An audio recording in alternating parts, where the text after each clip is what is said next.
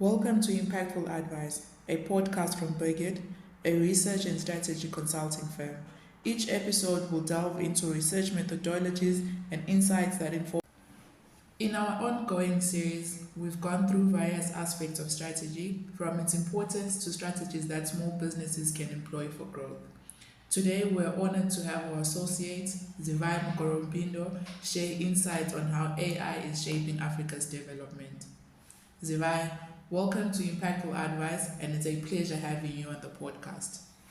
Thank you for the invitation. I'm looking forward to the engagement, especially on a topic that I'm passionate about, which is artificial intelligence and the development impact that it is having on our beautiful continent of Africa. That's great. So, how would you then describe the current state of AI development in Africa, and what are the notable trends shaping its trajectory? Well, the current state of AI in Africa is, if you look at it from a market size point of view, the AI market in Africa is relatively small compared to the global market. So we're talking about a market size of 5.21 billion US dollars as of 2023, and it has actually improved from the 1.79 billion dollars in 2020. So there is an improvement. However, it's still a drop in the ocean compared to some of the projections that are coming through from a global level, where it is predicted that AI is actually going to reach 1.8 trillion US dollars in market size by 2030. However, in Africa, as I've said, we're relatively small. The projections here shows us that we'll only be able to reach 18.3 billion US dollars in 2030.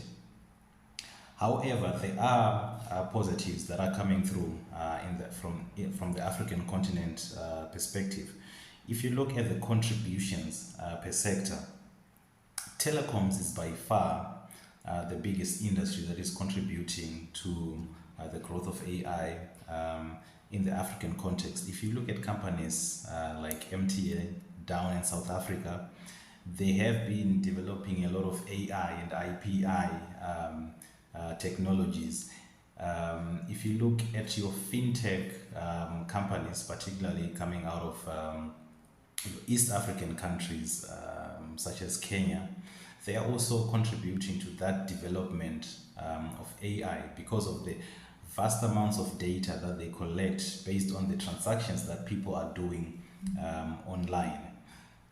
Retail and e-commerce is also coming through quite well. We've seen companies such as Naspers, again down in South Africa. They operate platforms such as Take a Lot, Mr. D, Delivery Foods, and Superbalist for your retail fashion sector. In Nigeria as well, we have Jumia, which is coming through with a lot of numbers. However, it can be noted that in as much as these companies are racking up a lot of data from their transactions, there are a lot of losses that they are suffering. So Jumia in Nigeria actually reported a loss of 58.2 million US dollars in 2023. So it's not really particularly looking good for the African market from an AI point of view.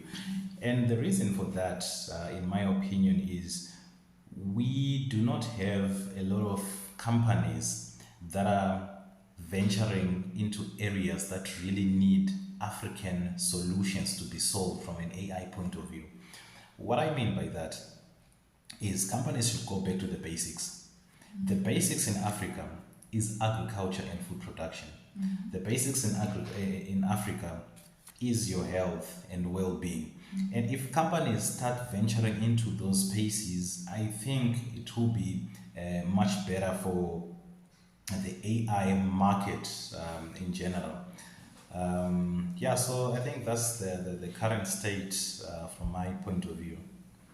Okay, all right. Thank you so much. That was very insightful. So, how do you see the involvement of these major global players influencing the AI landscape in Africa? And what implications do you think it will have for local businesses and innovation? Well, a lot can be learned from the major global participants. We've seen companies such as Amazon Web Services, AWS, Microsoft, expanding their Azure service, as well as their uh, partnership with OpenAI that gave us ChatGPT not so long ago. So there is a lot to learn because AWS is a leader when it comes to artificial intelligence. They actually started the artificial intelligence programs going back to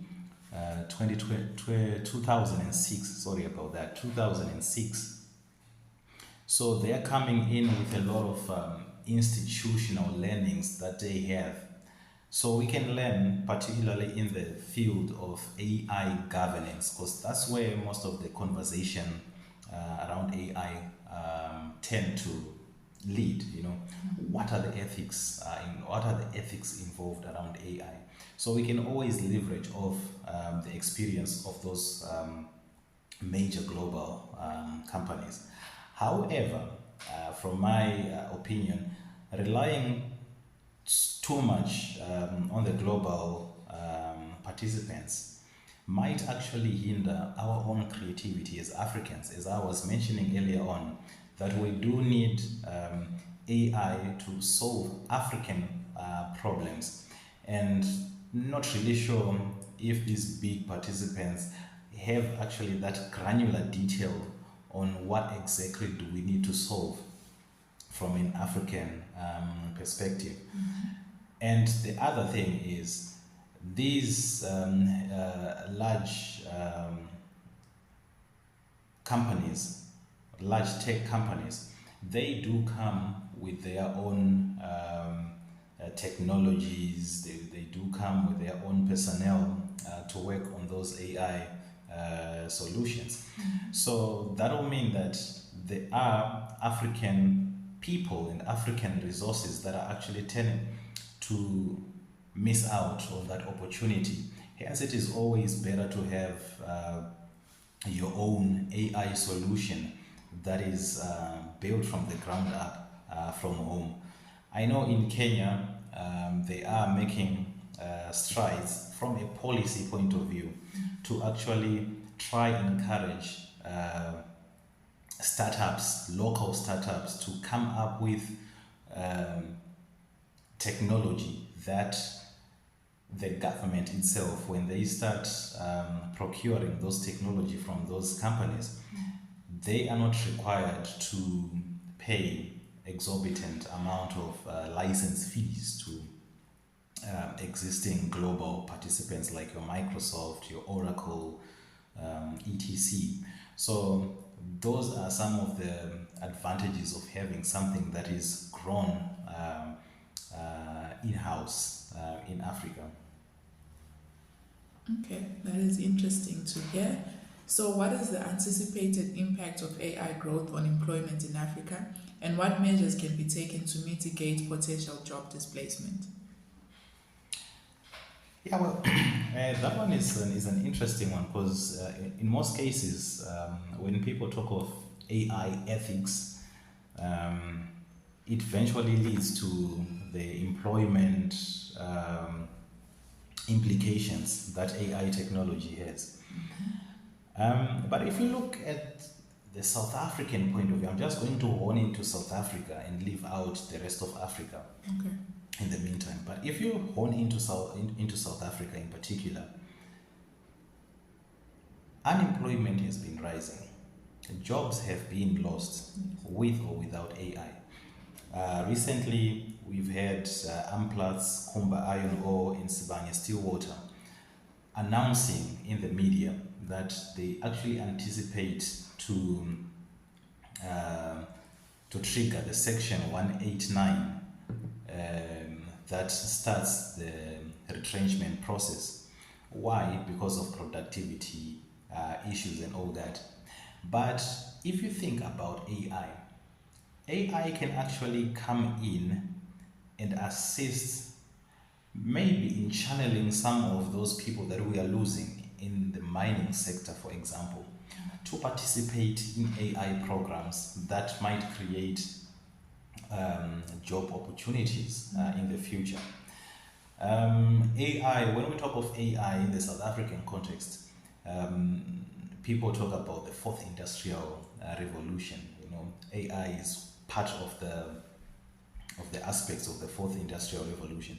But if you go back to the third and the second industrial revolution, or even the first, you know, in as much as there are shifts in employment that are created in as far as losing jobs is concerned, jobs are also created in other areas that the technology is creating. So one of the solutions that we must look at is to drive skills development from an AI point of view. I mean, on average, going to learn on AI technology is relatively cheap to study online. Remember, these days we do have a lot of online platforms that are offering AI or technology driven certificates. Some of them for free, some of them people have to pay a subscription or a premium of some sort.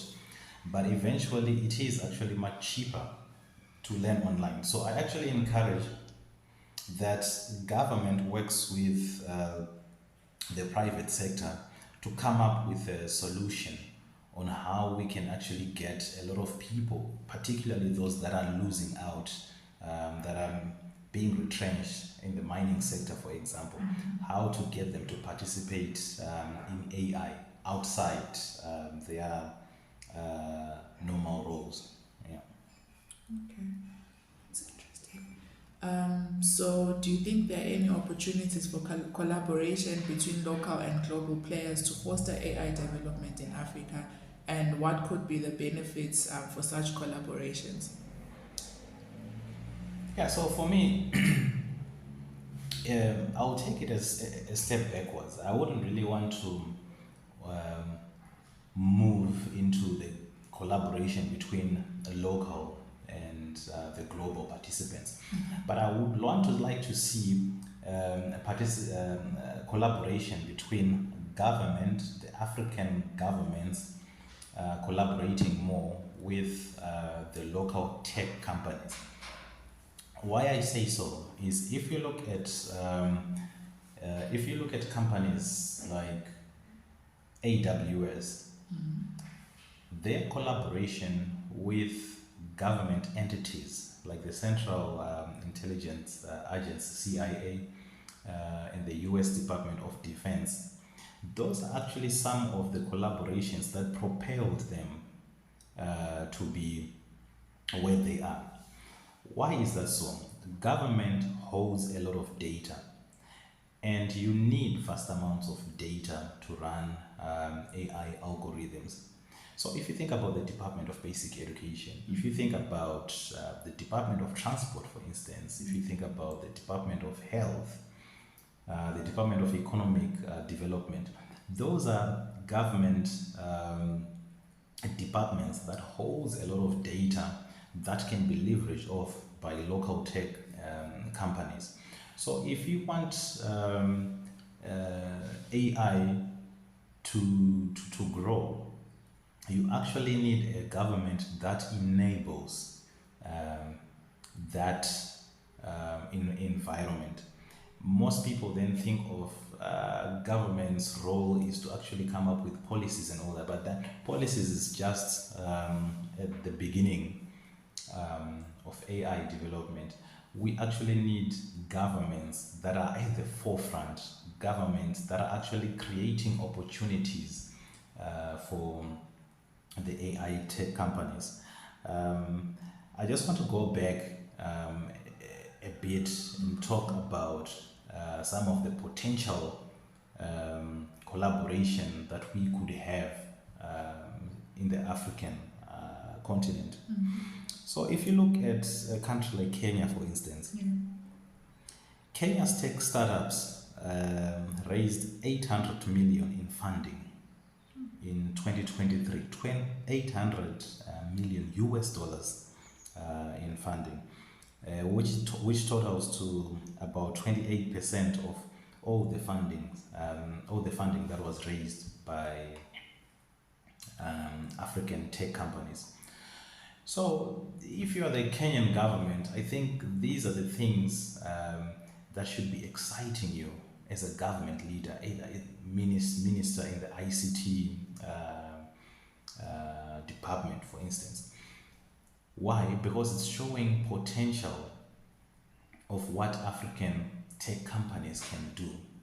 So hence we need then the government to then come up not only with policies but also lead the way and give some of these tech companies businesses. South Africa, for instance, is home to more than a third of the data centers on the continent. If you are the government, that is something that should be exciting because of the many opportunities that having these data centers in South Africa. So my opinion is the government should then work with the local tech companies to say, how do we actually expand on these data centers? What employment opportunities can these tech data centers bring against the background of having all these job losses that we are getting in the mining sector, for instance? So that's the kind of collaboration that I think will develop African AI to the next level. And I know I'd given the example of AWS working with the Department of Defense in the US and CIA. But if you look also at the Middle East, Saudi Arabia, Qatar, and the United Arab Emirates, UAE, most of the growth in the AI market in that region is actually led by government, right? Saudi currently is building a smart city, and that is a government initiative that the government is actually driving. So we need our African government to start getting us into those areas where they're actually leading us. However, I go back to the point. We need solutions that speak to the African problems. Yeah, so for us, there is no need. Well, there is a need. Sorry for using strong language like there is no need, but we shouldn't prioritize. We shouldn't prioritize areas such as your media and entertainment. Sorry to disappoint a lot of people there. But if we just go back to the basics, as I've said earlier on, agriculture, health and well-being, I think that's where most of the opportunities for AI lies. Yeah.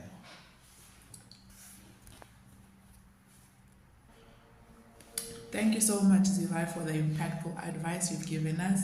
It was such an honor to have you today, and we look forward to having you on more episodes of Impactful Advice. Oh, thank you very much for having me. And yeah, we hope that the Africa AI market continues to grow, but most importantly, grows even further than what we've projected thus far. Thank you for listening to the Impactful Advice podcast. We hope you enjoyed this podcast about the role of AI in shaping Africa's development. If you found this episode insightful, please share it with your colleagues and subscribe to the podcast to receive notifications of future editions. To learn more about Burkit and the work that we do, please visit our website at www.burkit.co.za.